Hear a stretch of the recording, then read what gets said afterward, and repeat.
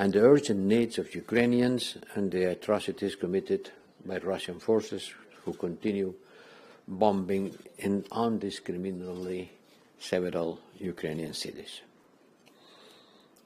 First, the humanitarian situation. The humanitarian situation on the ground is becoming more and more difficult due to this continuous bombing of the Russian army. They are shelling residential housing, schools, hospitals, and other civilian infrastructures. It looked like they want to destroy Ukraine.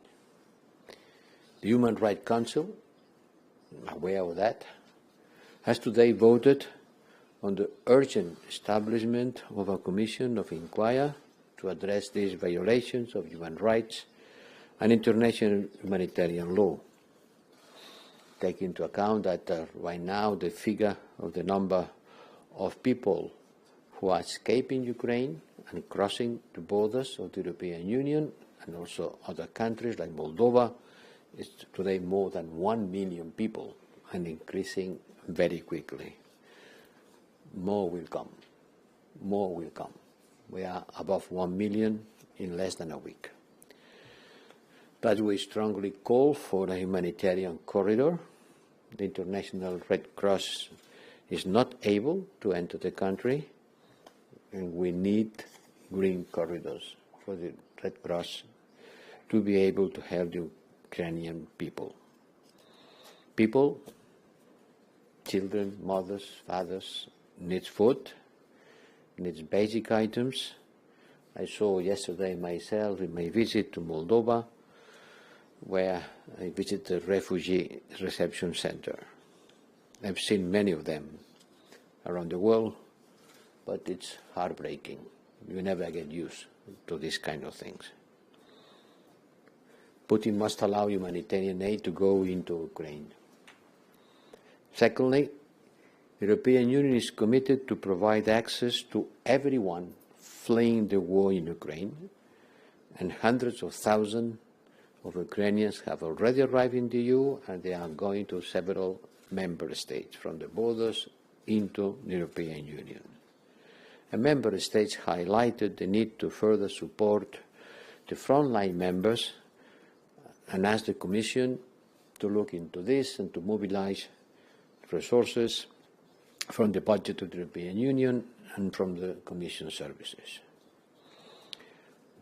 More dangerous than that, overnight we saw the Russian attack in the direct vicinity of the Ukrainians' nuclear power plant. The biggest Ukrainian nuclear power plant has been attacked, and this is certainly unacceptable because it can produce catastrophic consequences that can provoke an ecological and humanitarian catastrophe for the entire Europe.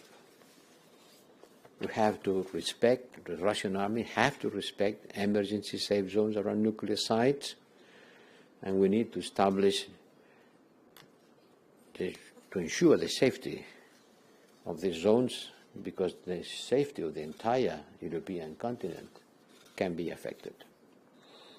But the most important and pressing question, the most important and pressing request is to Russia cease its military operation and withdraw from the territory of Ukraine.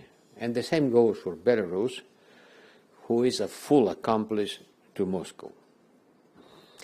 We have been discussing with Secretary Blinken, and Tony Blinken said, we are seeing a historic moment of the cooperation between the European Union and the US, and the reinforcement of the Euro-Atlantic Partnership.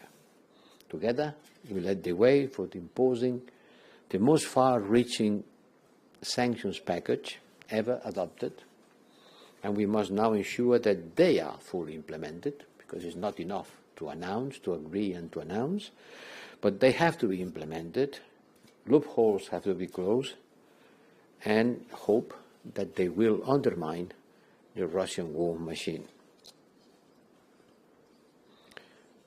President Putin intended to divide us, but he achieved just the contrary.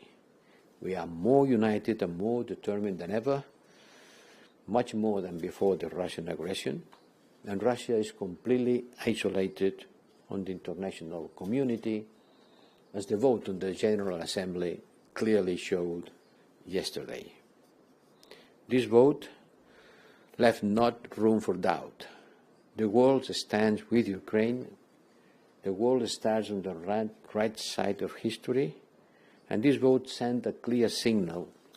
And today the Human Rights Council vote again and establishes again an independent commission of inquiry into the humanitarian situation in Ukraine.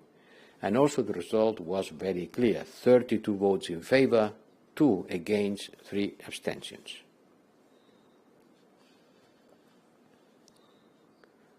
I want to stress the importance that our sanctions are targeted, they are already producing result, and that the aim is not to harm the Russian people, but to pull the rug out from under the Kremlin's war machine. It is, however, unfortunately, as a fact, that it will also affect people who are not in the inner circle of the Kremlin, and until a certain point, ordinary people will also suffer the consequences of Putin's war, because let's call it the way it has to be called. That's Putin's war, and only Putin can end it. We have to avoid the Russian oligarchs to escape from the effects of sanctions and to clamp down on tax evasion. This is a good occasion to fight against the oligarchy and to fight against tax evasion, because both things go together. We have to locate them and